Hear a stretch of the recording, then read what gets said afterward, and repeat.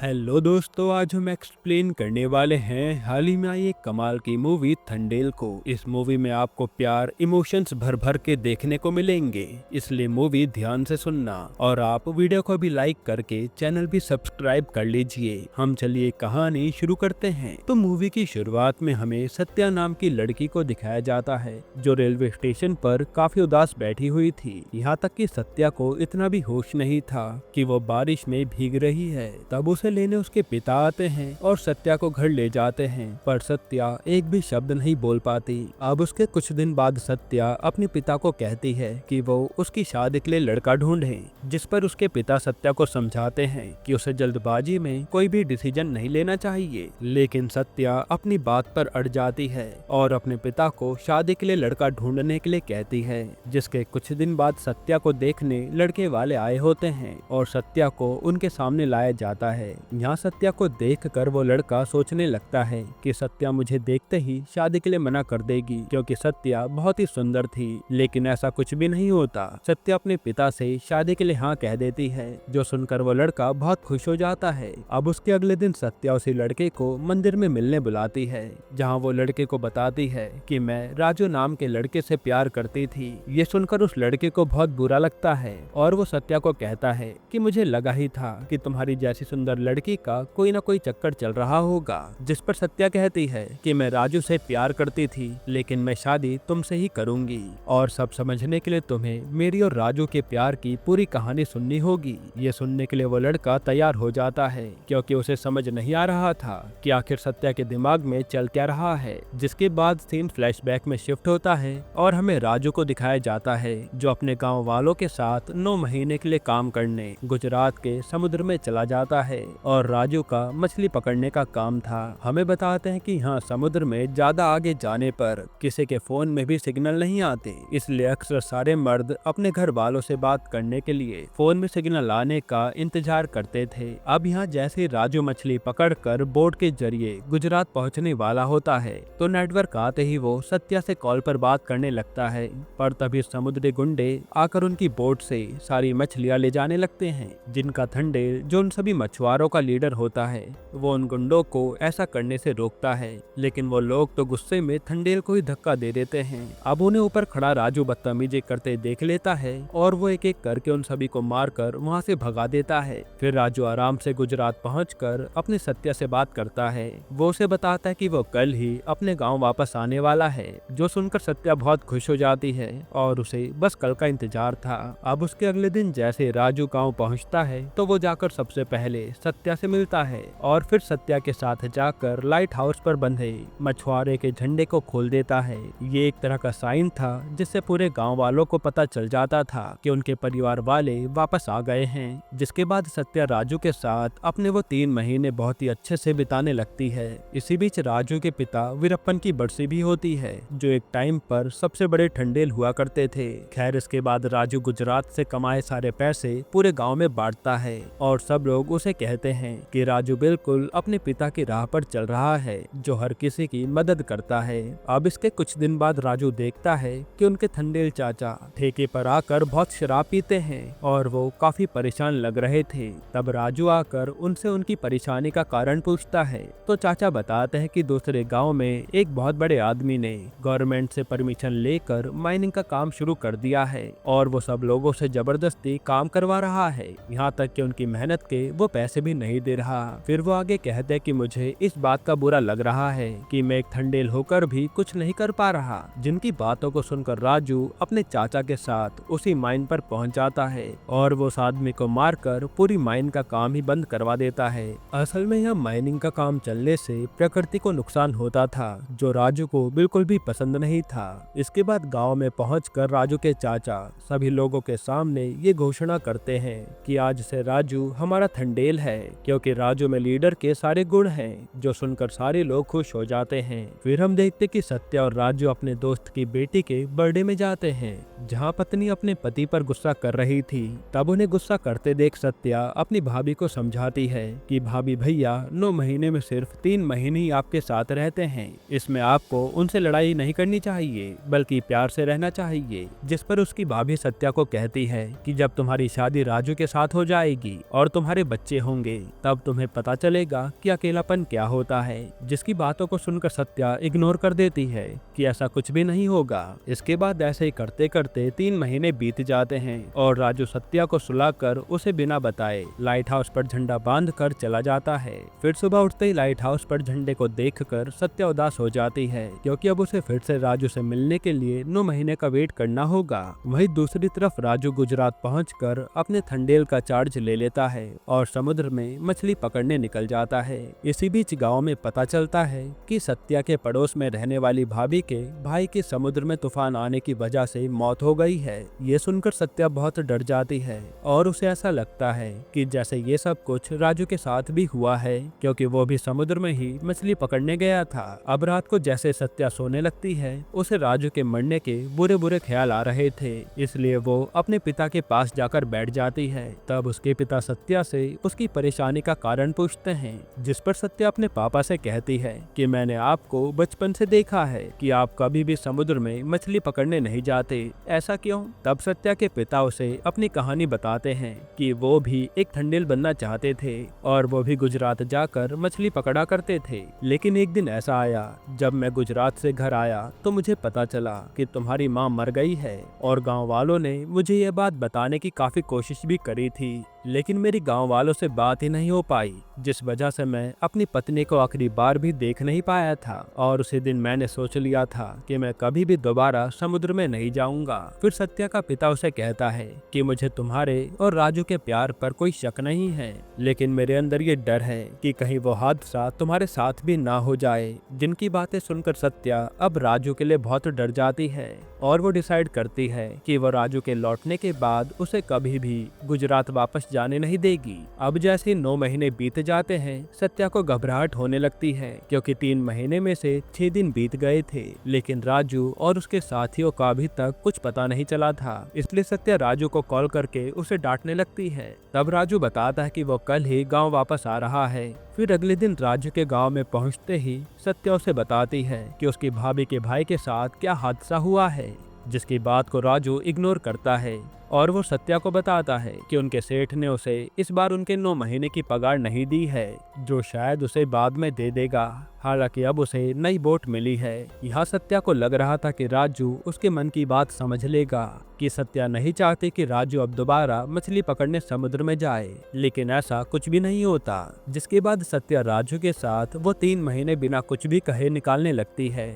और उसे उदास देख राजू उससे उसकी परेशानी का कारण पूछता है। इस पर सत्या उसे कहती है कि वो उससे वादा करे कि वो आज के बाद कभी भी समुद्र में नहीं जाएगा, जिसको राजू समझाने लगता है कि वो एक थंडेल बन चुका है और उसका जाना बहुत जरूरी है, वरना गांव में भुखमरी हो जाएगी। लेकिन सत्या राजू को अपनी कसम देकर समुद्र में जाने से रोक देती है और राजू को भी उसकी बात माननी पड़ती है। अब रात को राजू के दोस्त उसे कॉल करके बताते हैं कि कल 8 बजे उनकी गुजरात की ट्रेन है, जिस पर राजू भी उन्हें कहता है कि मैं टाइम पर पहुंच जाऊंगा। फिर यहाँ सत्या राजू के पास बिना किसी टेंशन के सो जाती है, क्योंकि उसे लग रहा था कि राजू अब गुजरात नहीं जाएगा।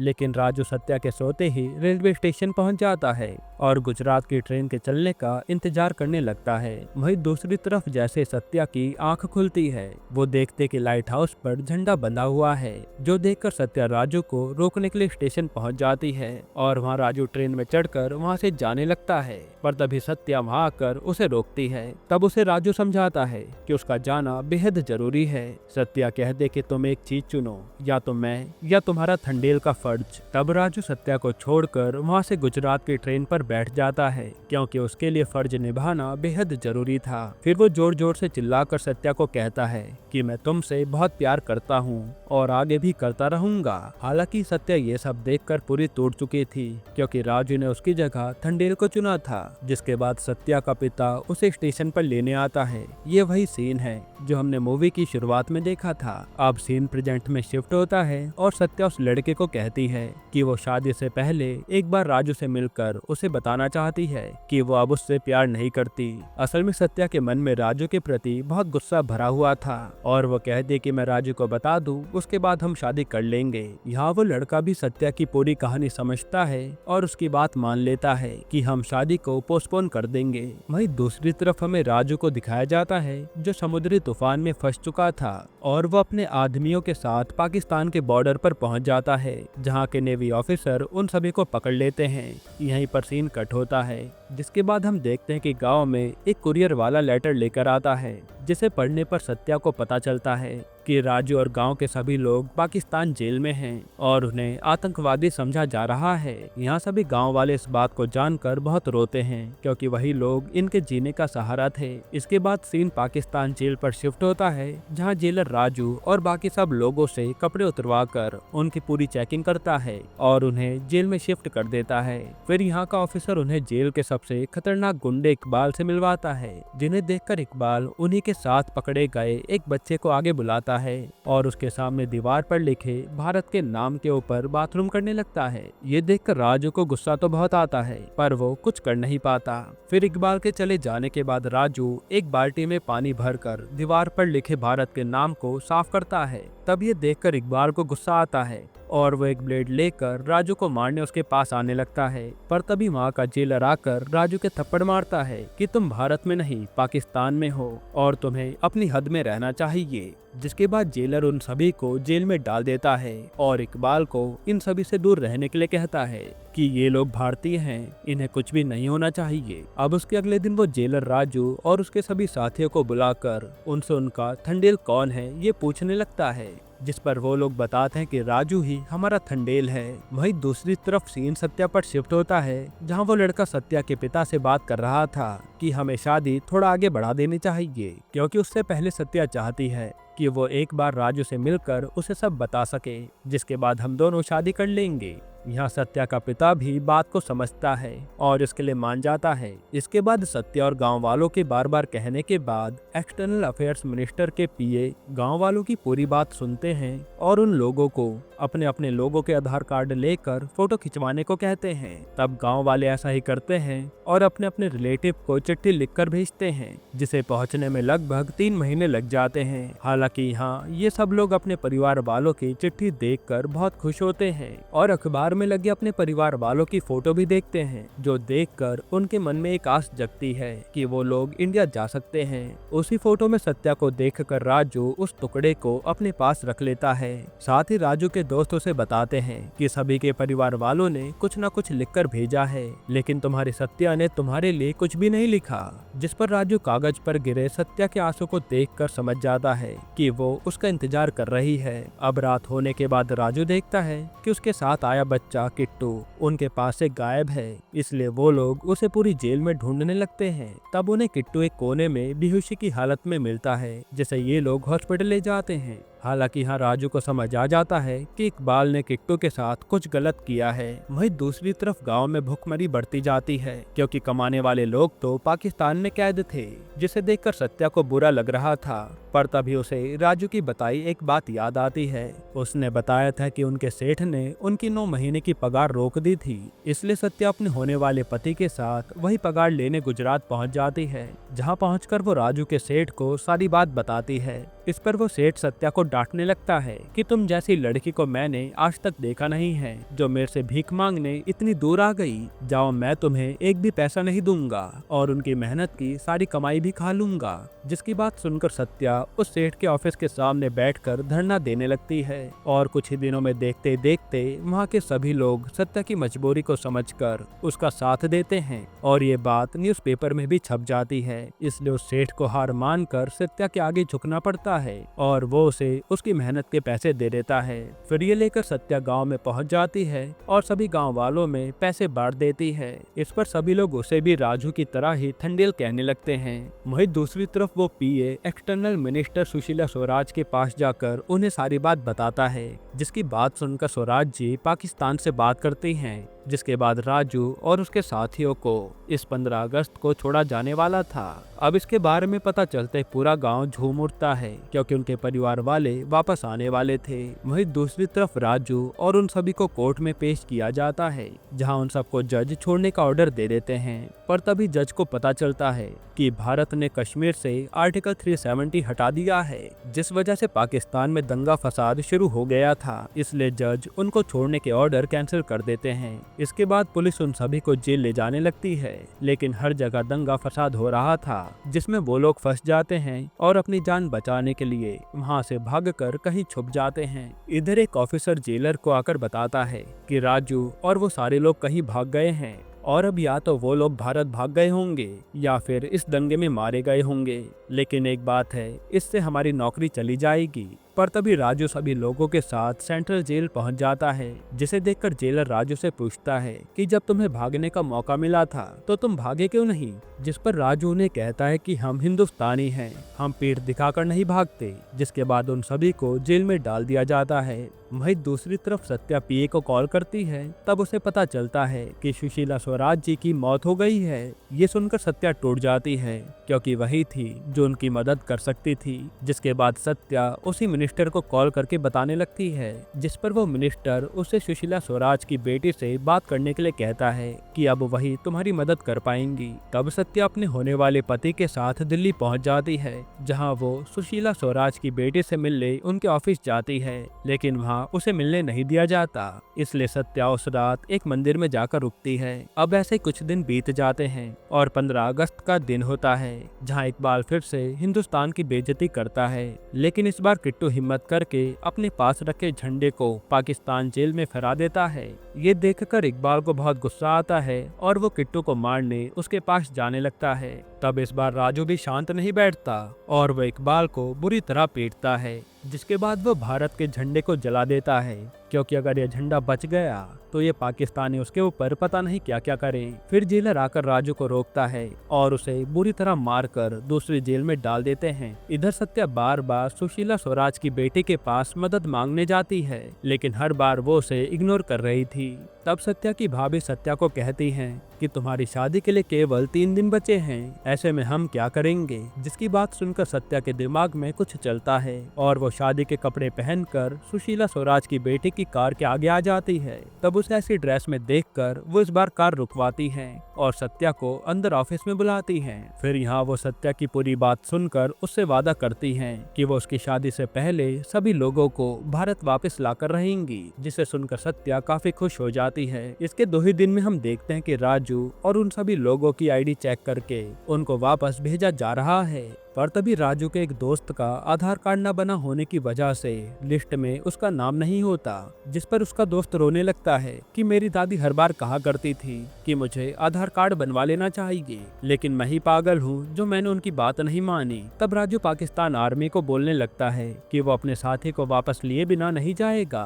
हालांकि यहाँ बार बार राजू के साथी कह रहे थे कि तुम्हें जाकर एक बार सत्या से मिलना चाहिए, पर राजू उनकी बात नहीं मानता। तब राजू को उसके साथी सत्या की शादी का कार्ड दिखाते हैं, जो उन्हें बहुत टाइम पहले चिट्ठी में मिल गया था, लेकिन ये बात उन्होंने राजू से छुपा रखी थी, वरना अगर राजू को पता चलता तो वो पाकिस्तान जेल से बाहर आने का कभी सोचता ही नहीं। अब यहाँ राजू सत्या की शादी का कार्ड देखकर पूरी तरह टूट जाता है और वो वापस पाकिस्तान बॉर्डर में घुस जाता है कि वो अब अपने साथी के साथ ही वापस भारत आएगा। जिस पर पाकिस्तान का जेलर राजू को कहता है कि आज तुमने ये दिखा दिया कि एक ठंडेल क्या होता है, जो अपने लोगों के लिए कुछ भी कर सकता है। वहीं दूसरी तरफ इंडियन एम्बेसी 12 बजने से पहले जल्द से जल्द राजू के दोस्त का आधार कार्ड बनवाते हैं और एक लेटर को पाकिस्तान पोस्ट करवाते हैं, जिसे देखकर वो जेलर अपने ऑफिसर को कहता है कि अब इन्हें छोड़ दो। जिस पर वो ऑफिसर जेलर को कहता है कि सर 12 बज चुके हैं और अब हम इन्हें रिहा नहीं कर सकते। ये सुनकर वो लोग निराश हो जाते हैं, पर तभी जेलर उन सभी से कहता है कि तुम रिहाई का समय 11:55 लिखवा दो, और फिर वो राजू और उसके दोस्त को भी रिहा कर देता है। फिर अगले दिन जैसे सत्या दिल्ली से अपने गाँव पहुँचती है तो वो देखते कि लाइट हाउस से झंडा हट गया है। इसका मतलब है कि राजू गाँव में आ चुका है। तब वो लड़का सत्या को कहता है कि मैं समझ गया था कि तुमने उस दिन वो शादी का जोड़ा मेरे लिए नहीं बल्कि राजू के लिए पहना था, इसलिए मैंने उसकी प्लेन की टिकट शादी के मुहूर्त पर करवा दी थी ताकि वो तुम्हारे साथ शादी कर सके। ये सुनते सत्या भागकर सीधा राजू के पास पहुंच जाती है और उसे गले लगा लेती है। यहीं पर ये शानदार मूवी खत्म होती है। दोस्तों, आपको ये कहानी कैसी लगी कमेंट में जरूर बताइएगा। और आपको बता दूं कि ये पूरी स्टोरी रियल इंसिडेंट पर बेस्ड है, जहां कुछ मछुआरे पाकिस्तान में फंस गए थे। और अगर हम रिव्यू की बात करें तो मुझे ये मूवी काफी पसंद आई है, जहां इमोशन को काफी अच्छे से दिखाया गया है और साई पल्लवी और नागा चैतन्य ने काफी जोरदार परफॉर्मेंस भी दी है। बाकी आपकी क्या राय है कमेंट में जरूर बताइएगा, और इसके अलावा आप कौन सी मूवी का एक्सप्लेनेशन चाहते हैं वो भी कमेंट कीजिएगा। और अगर आपको हाल ही में आई कमाल की मूवी देखनी है तो आप ये वीडियो देख लीजिए।